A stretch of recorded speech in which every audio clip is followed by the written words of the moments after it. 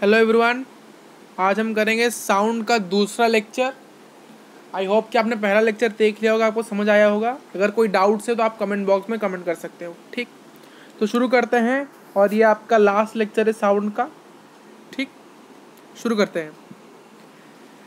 देखिए, पॉइंट्स को note down करते चलिए हमारे साथ। यहाँ स्क्रीन पे जो चीज़ें लिखी गई है समझते समझते लिखते भी चलिए। Different peoples have different vocal cord. Due to this reason, we all have different voice quality. देखिए, अलग अलग प्रकार के लोगों के पास अलग अलग वॉइस कोड होता है।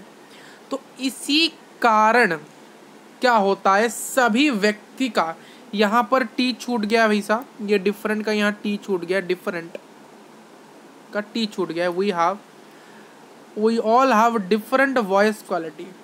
अलग अलग व्यक्ति का अलग अलग वोकल कोड्स होता है, यानी different peoples are different vocal codes. इसी कारण से क्या होता है, हमारी जो वॉइस की क्वालिटी है वो अलग होती है।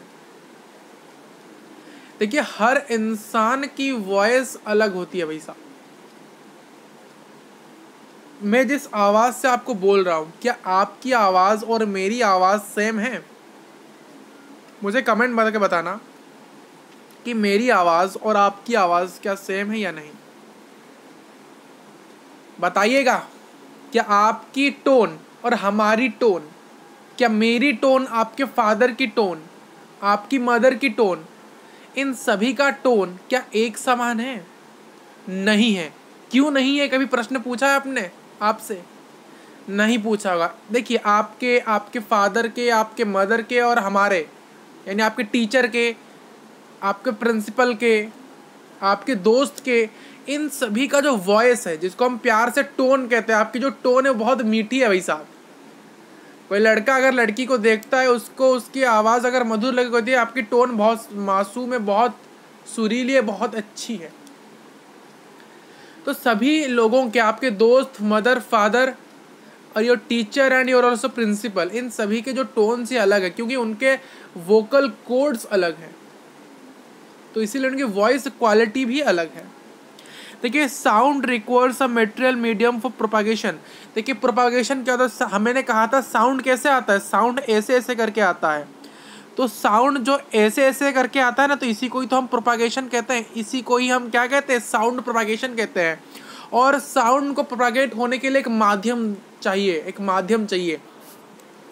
यानी ये देखिए, हम जब आवाज, मैं आपका दोस्त यहाँ है, आपका दोस्त यहाँ है, आप यहाँ हो, आप कहाँ खड़े हो, आप सभी लोग एयर मीडियम में खड़े हो। तो आप जब बोलते हो कोई चीज़, वो इस प्रकार से आता है। प्रोपागेट, जो साउंड प्रोपागेट होता है वो एयर मीडियम में होता है। अगर आपके पास कोई माध्यम ही नहीं होगा, कोई मीडियम एग्जिस्ट ही नहीं करेगा, तो sound can not be propagate. अगर कोई माध्यम नहीं, कोई मटेरियल मीडियम नहीं, तब साउंड प्रोपागेट नहीं कर सकता है। साउंड एक जगह से दूसरी जगह ट्रैवल नहीं कर सकेगा, जिसकी वजह से हम कम्युनिकेट नहीं कर पाएंगे दोस्त। Sound can travel through solid, liquid और गैस। साउंड सॉलिड ऑब्जेक्ट के थ्रू से पास होता है, इसलिए क्या कहते हैं ना, हम घर में बैठे बैठे कभी कभी कुछ चिल्लाते हो तो हमारे घर के बाहर जो खड़ा होता है उसको सुनाई देता है कि नहीं। मान लो हम यहाँ दीवार है और यहाँ मैंने कुछ बोला, जोर से चिल्ला के बोला, तो यहाँ अगर एक व्यक्ति होगा तो उसको ये चीज़ सुनाई देता है। पानी के अंदर भी आप अगर कुछ बोलो तो आपको सुनाई देगा भाई साहब एक दूसरे को। यानी कहने का तात्पर्य क्या है कि जो साउंड है वो हर जगह ट्रैवल कर सकते हो, सॉलिड हो, लिक्विड हो, गैस भी हो। Sound can not through vacuum. भाई साहब, वैक्यूम में साउंड ट्रैवल नहीं कर सकता है। देखिए, मैंने कहा साउंड को एक माध्यम चाहिए, एक मीडियम चाहिए, बट वैक्यूम माध्यम में वो कर ही नहीं सकते, क्योंकि वैक्यूम में कुछ मेटेरियल मीडियम एग्जिस्ट ही नहीं करता भाई साहब। मेटेरियल मीडियम में डस्ट पार्टिकल्स है कि नहीं। देखिए, क्या होता है, अगर यहाँ आप हो, यहाँ आपका दोस्त है, हम कहाँ खड़े हैं, हम सराउंडिंग में खड़े, हम बाहर खड़े, एयर, बाहर क्या एयर है, और एयर में बहुत सारे डस्ट पार्टिकल्स है। तो हमारा जो साउंड है इन्हीं डस्ट पार्टिकल से टकरा के जाके हमें सुनाई देता है, और वो डस्ट पार्टिकल से टकराने के कारण ही हमें जाके सुनाई देता है, हमारे कान में जाके वो हिट होता है, इसलिए हमें एक दूसरे की आवाज़ सुनाई देती है और हम कम्युनिकेट कर सकेंगे। बट वैक्यूम में क्या होता है, कोई भी मेटेरियल मीडियम नहीं होता है, कोई भी डस्ट पार्टिकल्स नहीं होता है, तो इसलिए वैक्यूम में साउंड प्रोपेगेट ही नहीं कर सकेगा, इसलिए साउंड वैक्यूम में ट्रैवल नहीं कर सकता। No one can be heard in outer space. Outers, आप स्पेस में चले जाओ, स्पेस के बाहर चले जाओ, आप स्पेस के बाहर चले जाओ, देखिए स्पेस के बाहर क्या है, वैक्यूम है। स्पेस के बाहर क्या है, वैक्यूम है। आउटर स्पेस में क्या है, वैक्यूम। तो वैक्यूम में कोई भी साउंड आपको सुनाई नहीं देगा, आप कितना भी चिल्लाओ भाई साहब।